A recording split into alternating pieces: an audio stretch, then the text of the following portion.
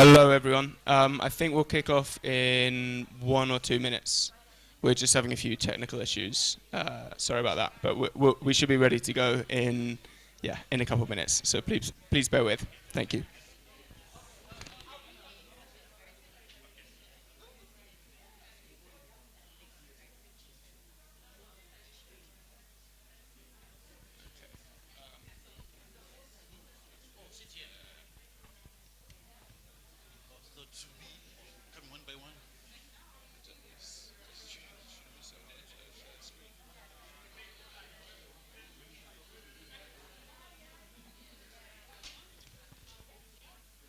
Okay, so good afternoon, everyone. Thank you for managing to last until the end of what has been a fascinating but agenda-heavy day. We'll try to keep you engaged throughout this session and make sure that you don't miss any evening receptions or afternoon cocktails. And yeah, we'll keep it interactive, keep you engaged, and hopefully we'll all learn something as well. So my name is Sam Hall. I work for the UK's Office of the African Union, based in Addis Ababa, primarily working to grow cooperation between the UK, the African Union Commission and its member states in the fields of cyber and technology. I'm really pleased to be in the long way for this excellent conference and very grateful to the African Internet Governance Forum Secretariat for agreeing to host this session. I'll start by introducing my co-panelists before saying a few brief remarks about what we can expect in this session, and then I'll hand over to the speakers. So to my immediate left, we have Professor Wallace Chigona. So Wallace Chigona is a professor in information systems at the University of Cape Town, South Africa. He's also a co-director of the Cybersecurity Capability Center for Southern Africa, C3SA for short, and you'll hear more about that in the session. Professor Chigona's research focuses on ICT policy, the use of ICTs for human development, and wider ICT for development, and he's been published widely in these fields too.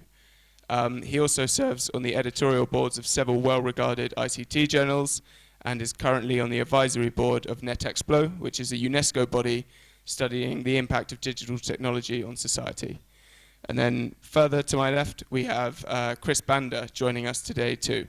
Chris has over 14 years of technical experience in the ICT sector and currently heads up the Malawian CERT, so Computer Emergency Response Team, which sits under MACRA, Malawi's communications regulator.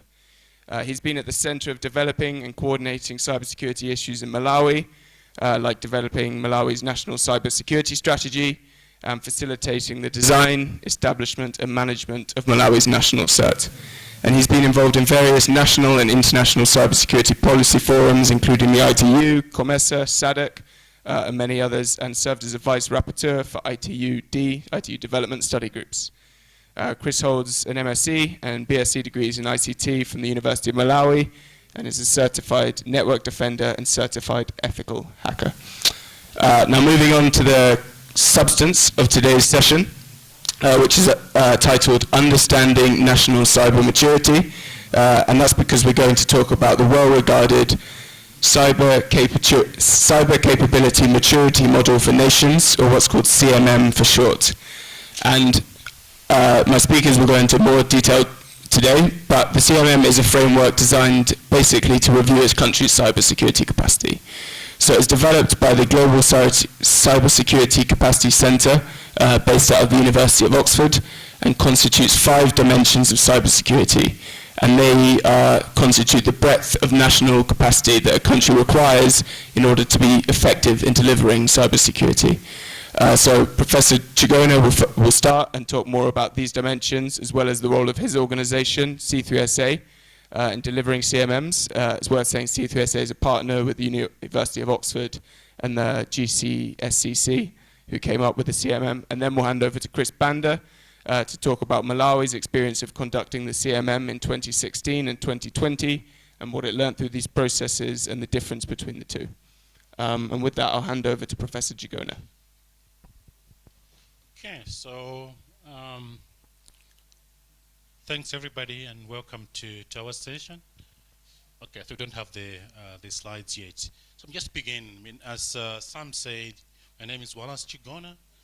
I'm a co-director of C3SA. So C3SA is the Cyber Capacity Research Center based at the University of Cape Town. Our focus is on research on cybersecurity capacity in Africa. I know when we say Southern Africa, but we kind of have been working across the continent. So, and our agenda is to be the main entry points of cybersecurity research in Africa. So, like if you want to talk about cybersecurity research in Africa, then we want to be that point where you come to and we can direct you and we can assist you in that. So C3SA, as I said, it's like a consortium, one would say, of four entities.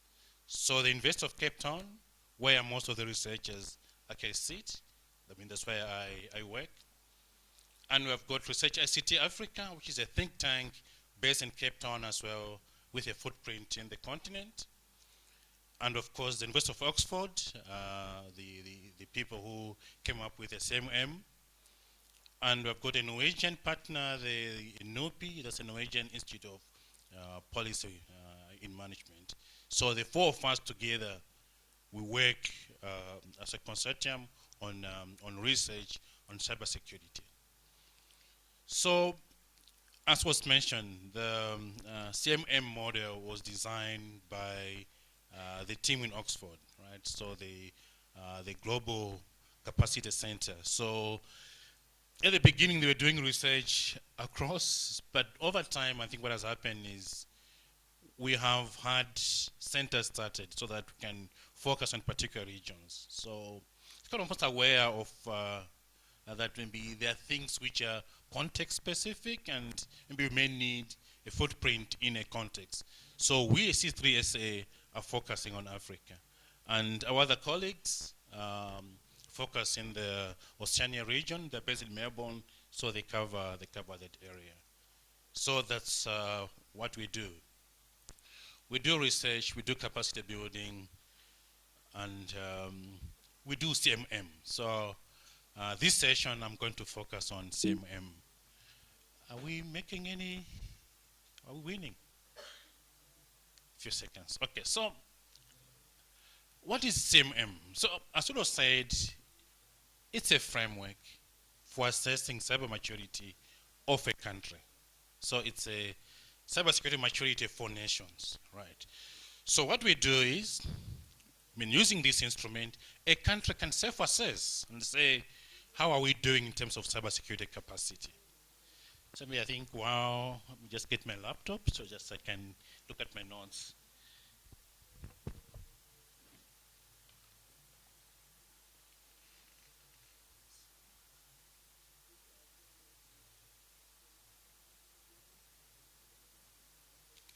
So hoping I'll have the slides.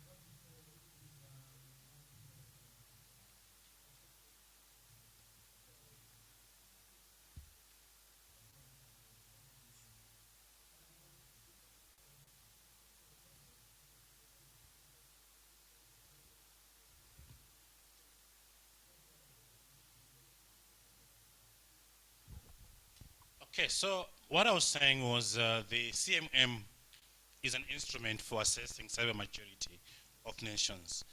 And we do this across 5 dimensions, right? So come to a country and then we say, on these 5 dimensions, how is the country doing?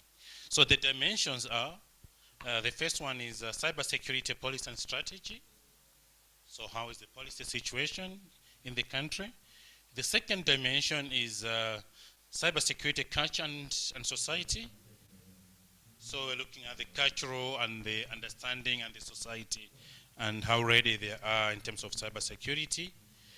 The third dimension is building cybersecurity knowledge and capabilities.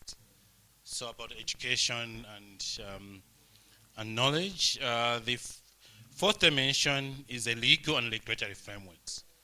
So the laws and the regulatory issues around cyber security framework in the country. And the final dimension are standards and technologies. So we assess along those dimensions. So each dimension, so it could have been easier if I had the slides, but each dimension is then sort of split into factors, right? So it's a broad thing to say strategy and policies. What does that mean? How do we begin in terms of assessing that? So we take each dimension and we break it down into factors, right? So for example, for the first dimension, the cybersecurity policy and strategy. That one is now split into 4 dimensions. One dimension is, it's split into 4 factors. So the dimension, the big one, then is split into factors, kind of like breaking down into smaller elements. The first one is national cybersecurity strategy. The other one is incident response and crisis management. So how does a country do that? Critical infrastructure protection, and cybersecurity in defense and national security. All right? So what we've done is we've taken the bigger dimension and split into factors. But I guess maybe that still sounds too big, right? So for example, if I said critical infrastructure, how do you assess that? How do you assess critical infrastructure? It still sounds lots of things to do. So those factors are further split into elements. So the elements are the actual things we are looking at. So for example, if I take the critical infrastructure, then we look at cybersecurity practice. So basically kind of looking at, have we identified, okay, has the country even got a way of identifying the critical infrastructure? Do we even know that we've got critical infrastructure? Some countries know, some don't even have a register of critical infrastructure. Do you have some regulatory framework around critical infrastructure? And do you have maybe some kind of practice which you do in terms of protecting critical infrastructure? So for example, say Malawi, for example, say, okay, maybe what's critical infrastructure? So possibly it could be maybe the airport, electricity supply, water supply. So what does then the country do to keep those things safe? So for every factor, we identify the elements, right? So what we do then when we go to a country is to go through each dimension, go to the elements, and then understand how well is the country developed in terms of all those elements. Okay, what's happening? Okay, so same story for cybersecurity culture and society, right? So we'll be looking at, in this country, are people aware of cybersecurity? Are there programs which make people aware in the country? Do people trust working online or buying things on the internet? So all these will be the factors and the elements under that dimension, right? And we need to be the same process that would go from there, we'll go down to the elements, and then we'll assess the elements in that under that factor. On dimension 3, on capacity building and knowledge and capabilities, it's kind of interesting listening to the previous panel on gender, because I mean they're talking about most of the things which are in the same aim. So under capacity building and training, we are assessing education and training, among other things. So we are assessing, in this country, do they have training programs for cybersecurity? So in schools, in universities, right? Do they have provisions where people can study professional qualifications on cybersecurity? Is there research going on in the country about cybersecurity? So we assess those things. under Dimension 3 on capacity building. So basically we're asking the question, is there potential to develop capacity for cybersecurity in the country? So that's our third dimension. On the fourth dimension, I think it's on the legal and regulatory frameworks. So under here, we are interested to see things like almost the laws of the country, right? That's starting from are there laws in the country about cybersecurity? And it's kind of like wide-ranging, right? From child protection. Okay. Is there child protection online? Are there like other kind of crimes? So are there laws which can protect this? So I know, lawyers would say, so I have to be careful because I'm not a lawyer. Lawyers would say there's never a vacuum in the country in terms of legal framework. But maybe other countries have gone a step ahead and have specific laws for cybersecurity. So we're interested to know about that. And then again, we are looking at the capacity to enforce those laws, right? So maybe you've got the laws. Let's say you do. Do you have the capacity to enforce them? So we are looking at the law enforcement agencies. So are the police equipped? Do they know what cybersecurity is? Do they know child rights? And then even a step further, are the courts equipped to deal with this? Do they know how to deal with this, such cases? So I think I can stop. So we can move.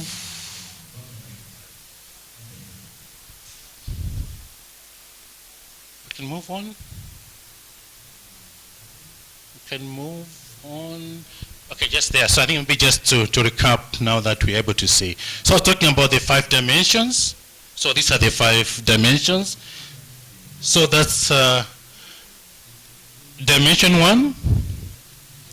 And then they've got 4 factors, and each factor has got elements. So I think that's what I'm saying. You have to bear in mind that when we're assessing, we go down to that level. I think we can move on to the further. Let's move on to dimension 4.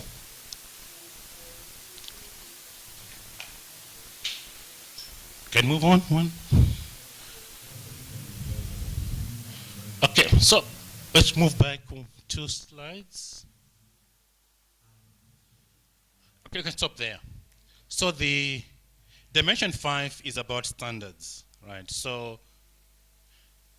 we are saying you have got your cybersecurity and so on, but are you adhering to standards as a country, right? So do you have maybe the international standards, the ISOs and so on? So we are checking whether you are aware of the standards, whether you have got, and whether you have got things in place. So we're assessing both the private and the public. So maybe is the government doing it? Are the banks doing it? So there are cases where the private is doing it, but maybe the government is not doing it. So we're assessing all those kind of things.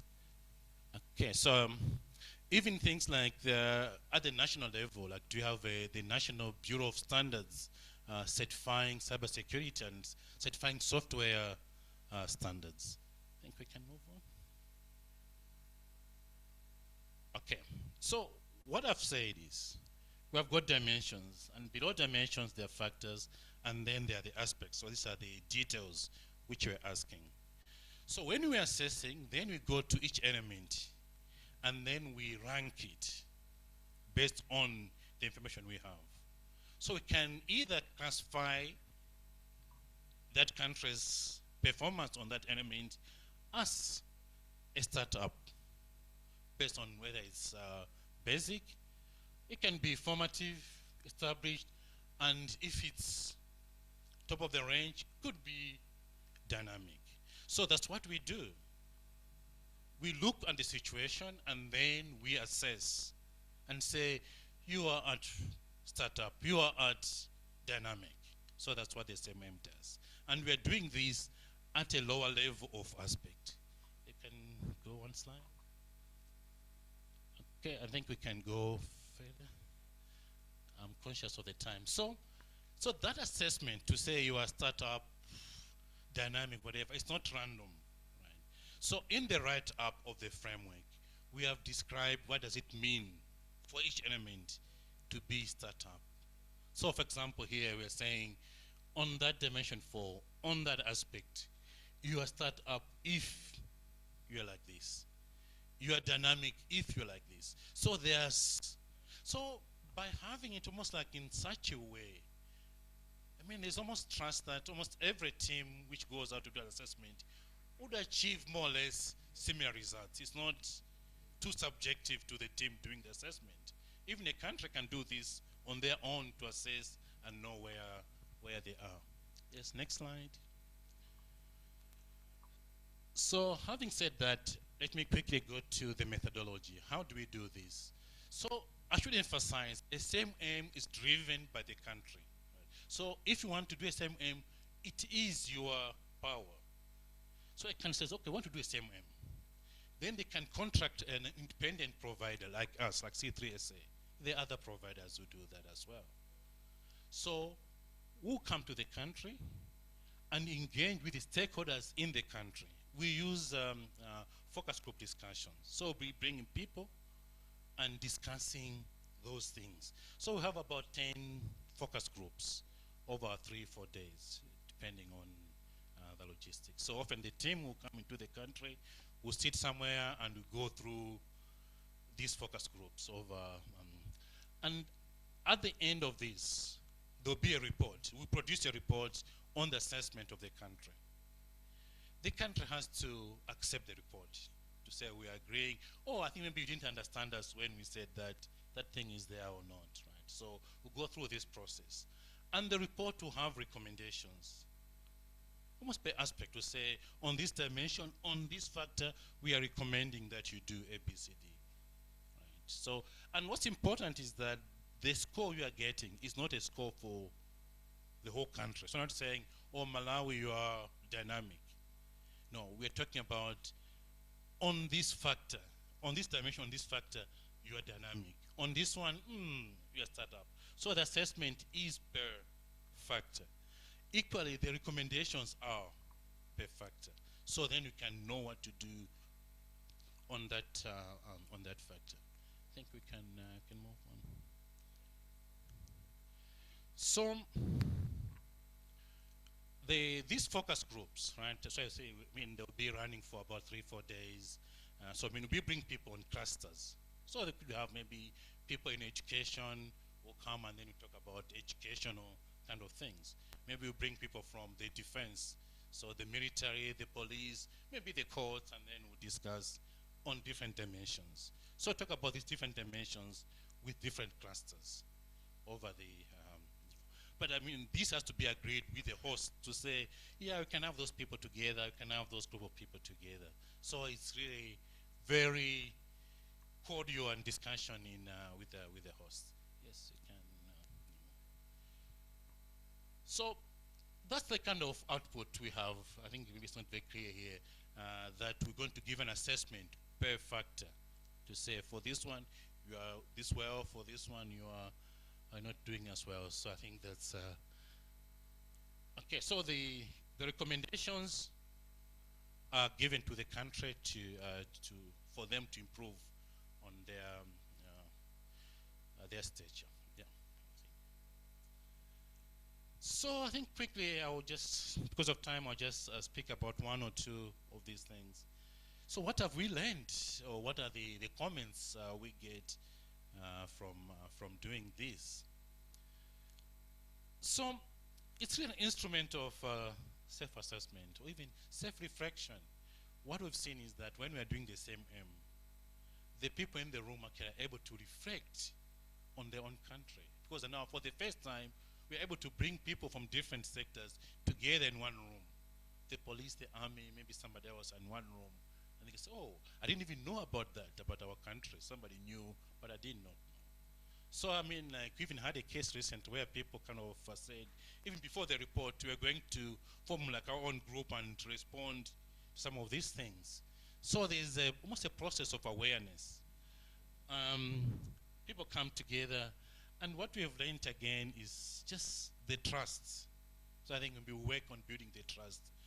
The people trusting us as the reviewers, and people trusting each other in the room that they can say stuff. So I think that's what we and even collaboration. So people come together and their networks formed. Okay.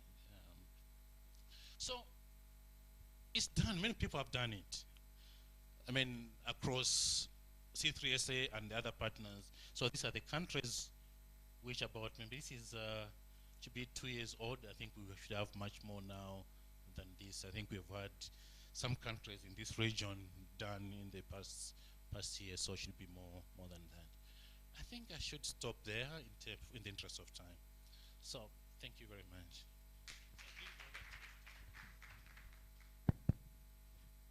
Thank you, Professor Chigona. My name is Christopher Banda. I just want to go further in terms of maybe our experience as Malawi, as he has explained that many countries have done. Basically, Malawi has done twice.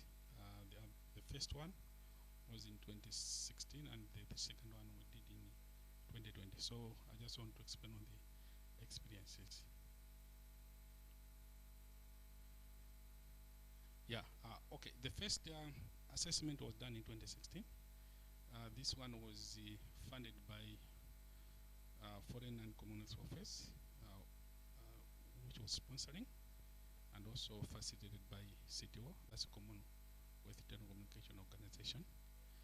Basically, at this time, that was in June 2016, the main purpose of this assessment was to determine the current cybersecurity posture of Malawi and highlighting a series of challenges and opportunities in the country, and also to develop the national cybersecurity strategy aimed at addressing the challenges, and also this a constitutive process through a workshop and a questionnaire. So basically, the first one, at that time we had no cybersecurity strategy, so it was done to look at the posture and then understand what are the challenges in those 5 areas. That's the policy and strategy. I talk of mind awareness, legal and regulatory. There was education, and also technology and standards. So it was done, and the report was done, was produced. Then the strategy development started to look at those issues, how best can be addressed, and also maybe a roadmap, a plan how to implement those issues. Now, the second one was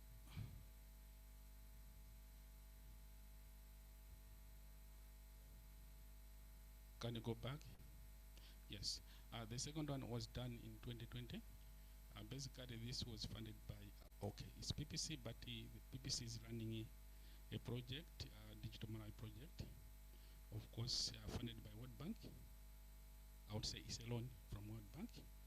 And the World Bank consultant did the assessment.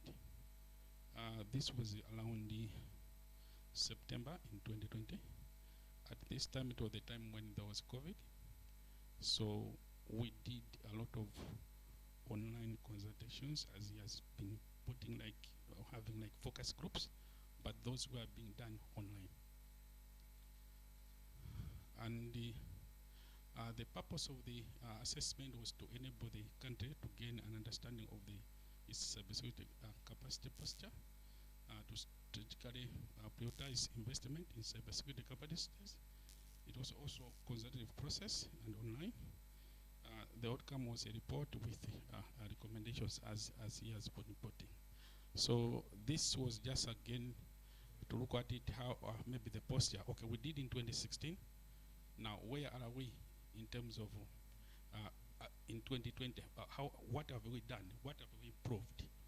Basically, that's what the major aim of the second assessment.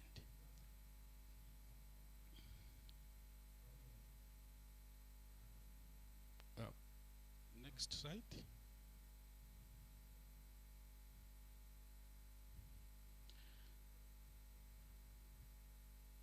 Okay, fine. So basically, these two CMMs, the outcome, the okay, maybe if you look at that, as the professor was saying, there were those dimensions like cybersecurity policy and strategy.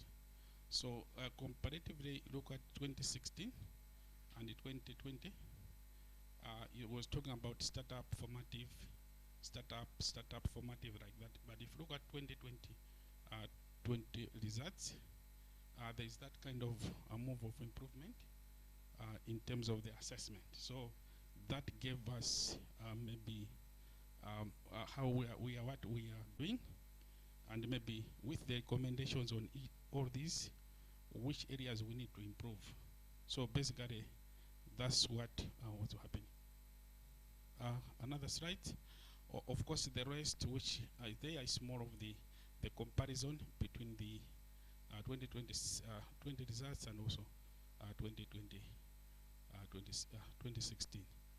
So, in a nutshell, maybe that's how things are. And in all sense, on the three dimensions in 2020, I think we are strong in legal and regulatory, and also policy and strategy. Because initially, when we did in 2016, we didn't have the strategy, we didn't have the legislation on cybersecurity. Yeah, basically these were the key issues. We didn't have the national set. Yeah, but when we were doing the 2020, we had the strategy in place, we had the legislation in place, the national set, and even the Malawi Defense Force was starting something, even in the police. So it's like many things which were recommended in the previous assessment, which was also put in the strategy, have maybe they're in progress, are being implemented, or they have been implemented. Otherwise, I think that's the issue. Thank you.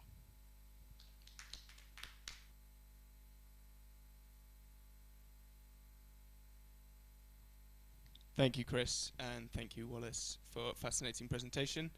I think, well, I personally have a few questions, but seeing as we're fairly tight on time, I'll turn to the audience first and see if there's anything they would like to ask.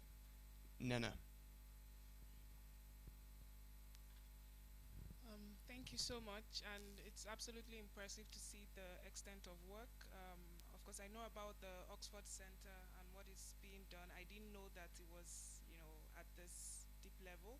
And we keep talking about capacity building in Africa. Hardly there's a focus on businesses, and it was impressive to see that businesses are one of the stakeholders. I just wanted to ask what sort of capacity building efforts or assessments are going on in Africa in terms of businesses.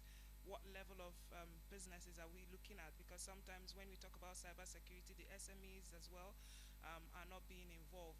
And I also wanted to ask about some of the assessments, like the reports. Like when I was speaking earlier, I talked about data. If this is about Africa, it's impressive to see that, this is all coming from Africa. How do we get access to some of this? Is it for public consumption? Is it, something that, and thirdly, please forgive me, I know Cape Town and all of this. How about other African universities? I know there are some universities that are good in this, like Strathmore.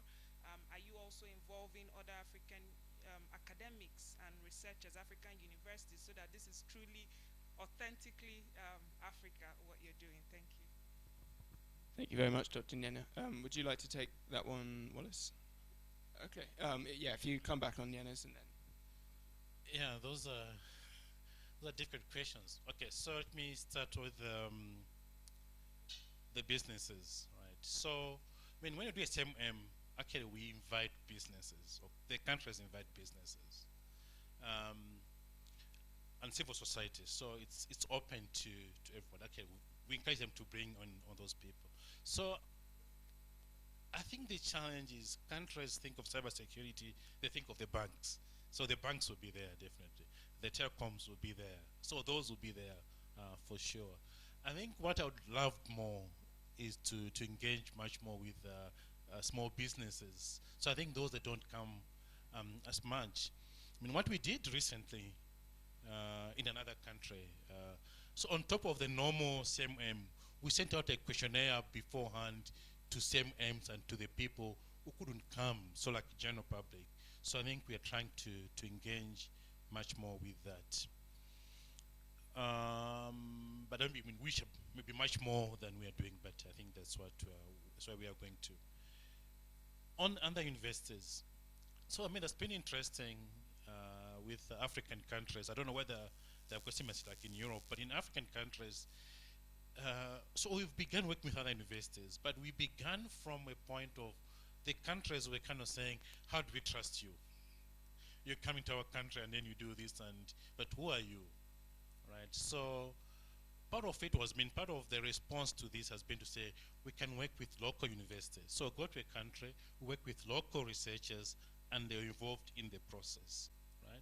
So part of it was the transparency, to say we are transparent, but part of it again was to say, okay, so assessment, then what next? So if we work with local investors, then they get the capacity to do this on their own.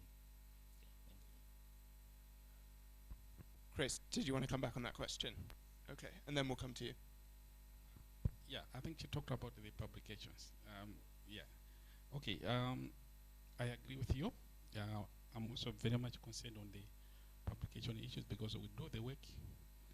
But okay, for us, we submit to government for them to publish. You know, it was done for government.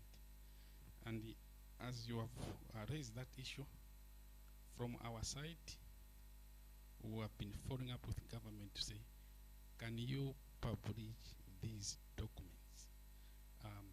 It has been, I would say, since it was finalized up now, it has not yet been published, I think put online, which I was saying, you know what, these issues, sometimes the indicators, you may get some lower indicators on these issues just because you don't publish.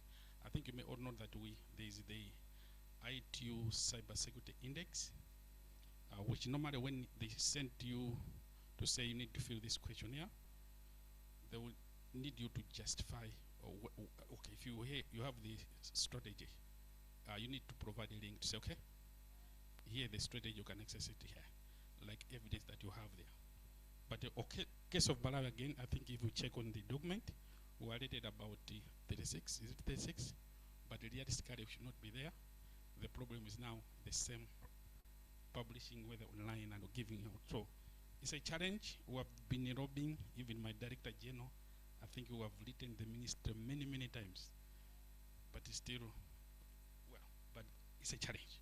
Thank you. Thank you, Chris. Yes, thank you very much. My name is Gibson Olufui, Africa ICT Alliance.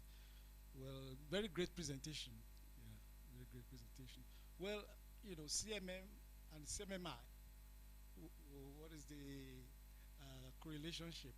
CMM and CMMI, you know, like CMMI, I think ASECA took it over from Carnegie Mellon, and CMM, so it's the Oxford University, so I want to know the link. Then two, I saw there talk about strategy and policy, then policy and strategy. So which one comes first? So you need to have a strategy and then policy coming out of the strategy you want to evolve. So I also see policy strategy, policy. So I want clarity on that. Then the last question.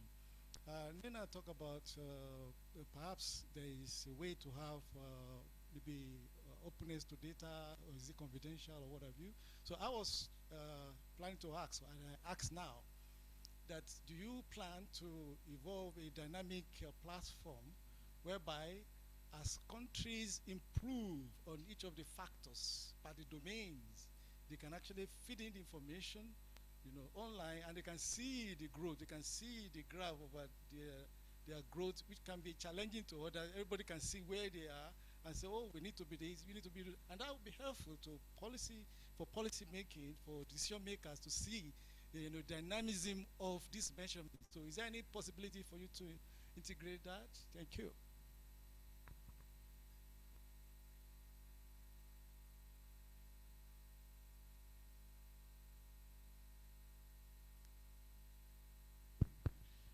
So in terms of strategy and policy, I mean, it's almost like a chicken egg story sometimes. But I think for us, when we come to assess, we don't actually worry much about which one came first. We are assessing, do you have these things in place? Are you making progress on these things? So I think like, well, okay, so I mean like for many countries, what we do, even before we go to a country, kind of search online. So do a study online, and then kind of, I mean, so know already what's there. So we go there to verify and to add information. So we know, okay, Malawi has got this policy and this policy already. When we go there, we're going to check, is it here there? How is it working and so on. So we don't check much about the details of what came first and what came later. So CMM is just one of the many assessment tools out there for cybersecurity. There are other, I think with the Connect Marin one, there are, I mean, interestingly, I think Toyota is here, so I have to be careful what I say. There's the Marable Convention. So I mean, so now we're talking with, oh, okay, so I should be careful. There are more people than I knew. I think at the moment we're saying, what's the difference? Are they similar? Are they assessing the same things? So I mean, now we are talking to them to see if there are similarities, if maybe we can use one visit and assess both of them at the same time. So we're trying to explore, so the question comes back, are some of the instruments much better aligned to Africa than others? So we want to understand that. So I think all those falls into that discussion. On the publication of data, again, I think I should emphasize what Chris said. It's up to the country to give us authority to publish the report. And those have been published on the CIBO portal. I think someone talked about CIBO portal earlier on. I think there was a hand. Thank you very much for the presentation, and particularly I just want to mention about the report for Malawi that Christopher shared. Some of us are getting to see the results from this forum. I hope there will be indeed a way that this information can be shared, and different institutions, agencies, I'm sure if they appreciate the results of the country, they can be working towards achieving the shortfalls that they would have noticed from that report. But just to go to the tool that was shared, I note that it's been utilized in a number of countries from the dots that were there. And I suppose from the results, if a country is rated on a particular factor as, say, startup, I'm supposing that would mean that it's standard across. If Malawi is rated as startup on a particular factor, and Namibia is also rated as startup on that same factor, I suppose that would mean that we are on the same level using this tool. However, you've mentioned that countries are engaged in the instances where they do not agree or they feel they did not provide adequate information for clarity, and that provides them a platform to also own, which is good because they should own the report when it comes out. But I'm also seeing it as can present a challenge, because you can also reach a deadlock where they feel they are not at that level, and you, according to your tool, you feel that they are on that different level. So my question is, have you encountered such scenarios where you've reached a deadlock, or in all instances you agreed and the nation eventually owned the report? Thank you. Thanks. So we'll take that question and then one from Tuela, and then hand back over, and then over here as well, and then we'll wrap up. Thank you very much, and thank you for the presentation. And since my name was called, I feel obliged maybe to make one or two remarks. Two things I want to say. Number one, I think we really have to understand the importance of these assessments and really how they help us to progress. You cannot progress if you don't know where you are and where you're going. So these assessments are helping us to understand where are we right now, where do we want to go, how are we going to get there. And I think we really have to find a way of communicating this to our principals and our leadership for them to really understand what's at stake when we don't use these kinds of assessments and these kinds of tools in the way that they are intended. This is not a situation that is unique to cybersecurity. we see it across the board in terms of any time we want to do published reports or we want data and statistics, it's a big problem. And yet at the same time, we're all agreed that we want evidence-based policies, we want evidence-based development, but we are not able to match that talk with the walk of saying, here is the report, this is what it means, this is what we need to do. So I feel like in some of these discussions, we really need to agitate, and I use that word, agitate, for concrete commitments from governments to really allow us to use the information and the data that is at hand to advance. Brenda has raised a question of saying, can governments or entities dispute the data or the reports? They're evidence-based. So if they have the evidence to support disputing what you're putting in front of them, that is good, because it tells us that we have information that allows us to make informed decisions. But if the evidence is telling us that we are not at the stage we think we are, then we need to own that and accept that and find ways to get up the ladder and get to the next stage. So it's very frustrating because the solution is there, but we somehow find ourselves unable to go along and take up that solution. So I crave the day when we can find the ways in which to communicate to our policymakers, to our leadership, what's at stake. There's an opportunity cost at stake when we do all these things, we do these studies, we publish reports, and then we're not using them. So money has been spent, time has been spent, resources have gone into producing this report, and it's now sitting somewhere, nobody is using it. 3 years from now, somebody else will come and say, we need to do an assessment of Malawi cyber, whatever it is. More money will go, we'll do the same report, same study, same thing, it will sit on the shelf. So I think we need to ask ourselves, how are we going to move beyond this thing of continuously studying things over and over and over again and not using the evidence that it presents to us. The second point, I think, is just to really underscore what Wallace has said in terms of the fact that we are looking at this collaboration between the CMM and the cybersecurity assessments in terms of the Malabo Convention, because of course at the end of the day we know that they are complementary in terms of what they are trying to do as far as supporting countries to move in terms of their cyber resilience, cyber maturity, and really the Malabo Convention is a pet passion that I share with Nena, because yes, we understand that not everybody subscribes to it in its current form, but it is a starting point. We have to start somewhere. We can't continually hide behind saying, I don't like this, I don't like that.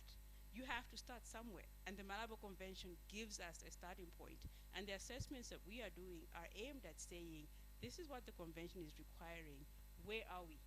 And how do we make sure that we are able to put in place the relevant mechanisms which that convention is calling for? It may very well be that even if we don't like the convention, the things that it's asking for are very necessary and very relevant if we're going to talk about being part of the digital economy, having cyber secure digital environments in which everybody can feel free to trade, trust, and transact. So I think we need to, take ourselves a little bit more seriously and take these issues a little bit more seriously as well. Thank you. Thank you, Tuela. Wallace and Chris, why don't I let you come back quickly on Tuela and Brenda's remarks, and then we'll go over to our friends here, and then I'll wrap it up. I think the comment is kind of agreeing with what Tuela has said. I mean, the issue that, of course, kind of feels bad when you're ranked a bit lower. I mean, that's not the aim. I mean, the aim is not to compete, to say, oh, Malawi is here, Namibia is here, Tanzania is here. The aim is more for the country to be aware on where they stand and to take action. But I mean, we see that countries often withhold releasing the report because of the very same things. We look bad as as politicians. So I think we need to work through changing that mindset.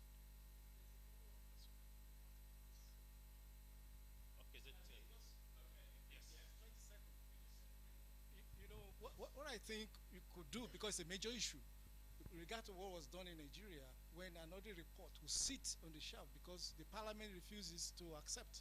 So the rule was changed that once you place it, maybe ab initio will have said that, well, once it is done, and then it has to be, when it's submitted, then it will be available for the stakeholders as part of the when you start, the startup. So right now, the public policies where the audit report, once it's presented, they don't wait for the parliament anymore to see, to discuss. So it's published. And then the civil society pick it up and start pointing this out, pointing this out. So that's the way to go. Otherwise, the report will stay there.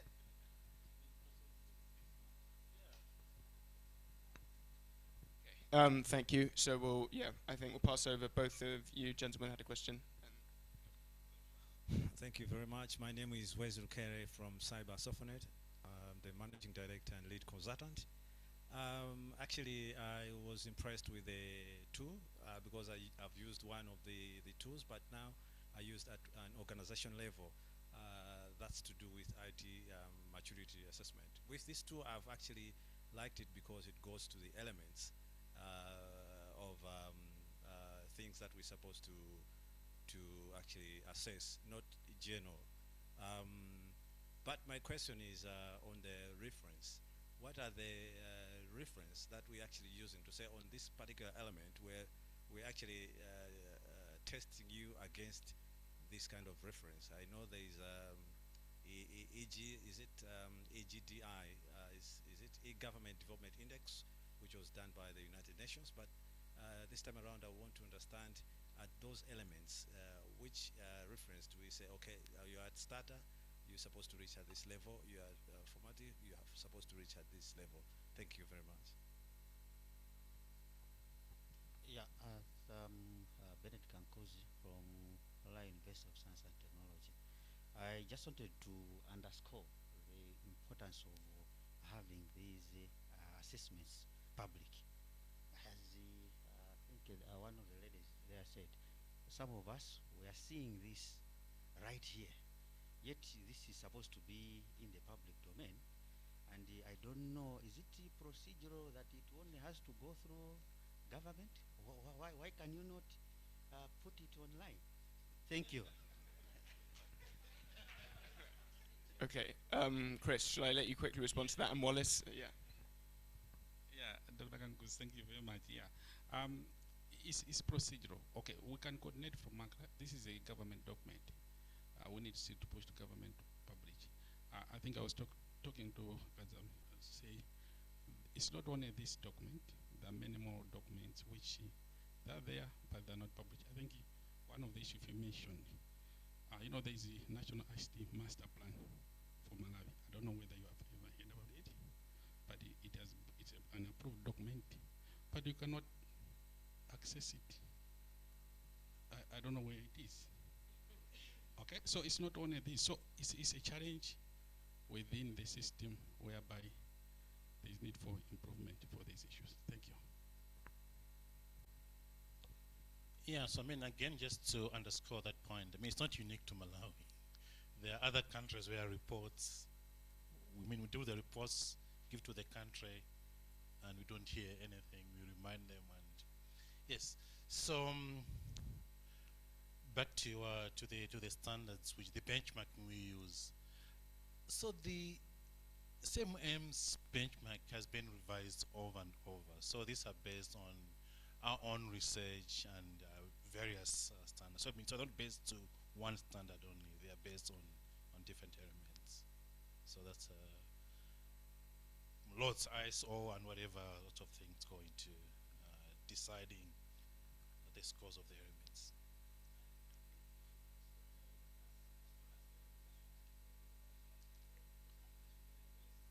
Yeah.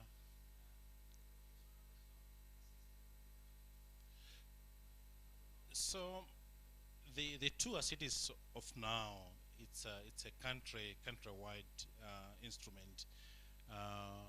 Last year we used it to assess a region, SADC.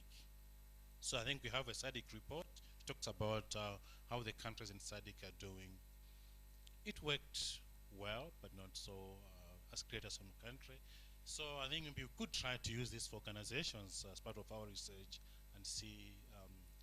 At the moment we are developing a tool for schools to be used in schools. So I want to see how much we can borrow from this tool to downgrade to a primary school. I mean, what's necessary, what's not necessary. So maybe it's part of that to try to do that as well. Thanks. Thanks, Wallace. And it's also worth saying that the UK's National Cybersecurity Centre has a tool where businesses based in the UK can baseline their own cybersecurity. And if you'd be interested, I can pass that on, and you perhaps look how you develop it in your own context and make the most of that. Okay, so with that, I think we'll finish there, seeing as we've run 50 minutes over time. But please, could everyone join me in both giving a big round of applause to our presenters, and then also I think one overlooked part of these conferences, you know, we've all had a long day, but no one has worked quite as hard as the tech team. No one really thanks them when it goes right. Everyone blames them when it goes wrong. So please, yeah, round of applause for the tech team. Thank you. Many thanks.